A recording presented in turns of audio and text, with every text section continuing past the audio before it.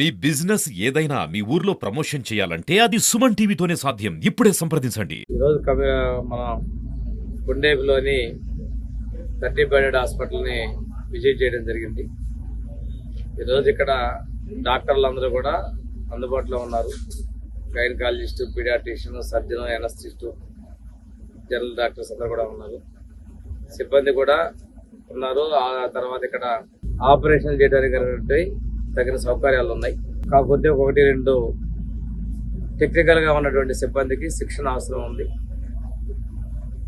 అవన్నీ కూడా శిక్షణ పూర్తి చేసి వీలైనంత తొందరలో ఇక్కడ ఆపరేషన్లో అది సిజేరియన్ కావచ్చు, అదేవిధంగా జనరల్ సర్జరీ సంబంధించిన ఏ ఆపరేషన్ అయినా ఇక్కడ చేసే విధంగా మార్గనిర్దేశం చేయడం జరిగింది. దీనిలో భాగంగా ఇక్కడ ఏమైనా లోపాలు ఉంటే వాటన్నిటిని గమనించి సరిదిద్దాలనే ఉద్దేశంతో సమీక్ష కూడా చేయడం జరిగింది. దాని ప్రకారం అవసరమైన సిబ్బందికి శిక్షణతో పాటు వారికి కావాల్సిన కొన్ని సదుపాయాలు చెప్పారు. పిల్లలకు ప్రత్యేకంగా వార్డు కావాల్సిన సౌకర్యాలు కావాలంటే లోపల కొన్ని మార్పులు కూడా చెప్పడం జరిగింది. అదేవిధంగా ఆక్సిజన్ కూడా మనకి బెడ్ సైడ్ వరకు సప్లై కూడా కావాలని చెప్పేసి కొన్ని ప్రాంతాల్లో చెప్పారు. అవి కూడా అరేంజ్ చేసే విధంగా చర్యలు తీసుకోవడం జరుగుతుంది.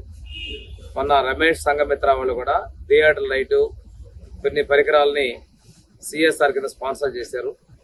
సర్జరీ చేయాలంటే ఎక్విప్మెంట్ కూడా కావాలని చెప్పారు. అది సుమారుగా 60-70 వేలు అయ్యే పరిస్థితి ఉంది. వాటిని కూడా త్వరలోనే సమకూర్చుకొని వీలైనంత తొందరలో కొండేపులో ఆపరేషన్లు మొదలు పెట్టుకుంటే మనకి చుట్టుపక్కల ఉన్నటువంటి మర్రిపూడి, అదేవిధంగా జరుగుమల్లి, పన్నలూరు కొంత ప్రాంతం కొండేపు మండల ప్రజలకి ఇక్కడ మెరుగైన వైద్య సేవలు ఉంటాయి. దాంతోపాటు ఆర్థికంగా కూడా ప్రజల మీద భారం తగ్గిపోతుందని చెప్పేసి నేను తెలియజేసుకుంటూ, ఇక్కడ మన హాస్పిటల్లో కూడా ఒక ప్రత్యేకత ఉందంటే ఎవరికైనా గుండె నొప్పి వచ్చినప్పుడు వాళ్ళు ఎత్తుక్కొని విలువైన సమయంలో ఒంగోలు దూర ప్రాంతానికి వెళ్ళే సమయంలో మొదట ఇక్కడికి వచ్చినట్టయితే వీళ్ళు ఈసీజీ తీసి ఉన్నటువంటి గుండె నిపుణులకు పంపిస్తారు. వారి సూచనల మేరకు ఇక్కడే వీళ్ళు టంగుటూరు వెళ్ళే లోపే వాళ్ళకి అత్యవసరమైనటువంటి చికిత్స కూడా చేసే విధంగా ఏర్పాట్లు స్టెమీ సిస్టమ్ ద్వారా ఇక్కడ ఏర్పాటు చేయడం కూడా జరిగింది. ప్రజలకు చాలా మందికి వీటి మీద అవగాహన కూడా లేనట్లుంది. ఆ ప్రజలు కూడా ఇదంతా గమనించుకొని ఈ వెంటనే అందేటువంటి స్టెమీ చికిత్స ద్వారా గుండె నొప్పి నుంచి ప్రాణాలని కాపాడుకోవచ్చు.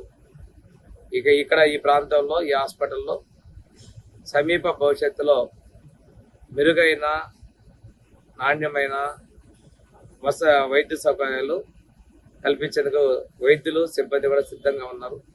అవన్నీ కూడా జరగాలని కోరుకుంటూ, ఇప్పుడు కొంతమంది జీబీఎస్ సిండ్రోమ్ మీద అపోహలు చెందుతా ఉన్నారు. అదే అటువంటి అంటువ్యాధి కాదు, అది ఒకరి నుంచి వచ్చేటువంటి వ్యాధి కాదు, అది ఆటో ఇమ్యూన్ డిసీజ్. ప్రతి వైద్యశాలలో పెద్ద ఆసుపత్రుల్లో దానికి కావాల్సినటువంటి ఇంజెక్షన్స్, ఇమ్యునోగ్లోబులిన్స్ కూడా ఇచ్చేదానికి ప్రభుత్వం సిద్ధంగా ఉంది. ఇది ఈ రోజుకి వచ్చినటువంటి కొత్త జబ్బు కాదు, ఇది సహజంగా వస్తుంది. కాకపోతే అక్కడక్కడ వచ్చే కేసు ఒక్కసారి మీడియా ద్వారా కూడా బయటికి రావడం జరుగుతూ ఉంది. ప్రజలు ఎవరు కూడా ఆందోళన చెందాల్సిన పని లేదని కూడా వాళ్ళకి ధైర్యం చెప్తూ, ఇది చాలా ఇప్పుడు కాదు, చాలా సంవత్సరాలు ఆడినటువంటి కేసు, అది అప్పుడు కూడా వచ్చేటువంటి వ్యాధి. ఈ విషయంలో కూడా ఎటువంటి అపోహలు వద్దు. నేను ఇక్కడ ఇస్తాను డాక్టర్లు కూడా ఒకటే, మీకు ఏదైనా గుల్లెన్ బ్యారీ సిండ్రోమ్ లక్షణాలు కనుక కనిపిస్తే వెంటనే జీజీహెచ్కి పంపించి వారికి మెరుగైన వైద్యం కూడా ఇచ్చేంత వరకు మీరు రిఫరల్ చేయాలి. ఒకవైపు ఓపీలో ట్రీట్మెంట్తో పాటు ఇటువంటి కేసులు కూడా ఏమైనా గమనించుకోవాల్సినటువంటి బాధ్యత అందరూ ప్రభుత్వ వైద్యులు కావచ్చు, ప్రైవేట్ వైద్యులు కావచ్చు, అందరి మీద కూడా బాధ్యత.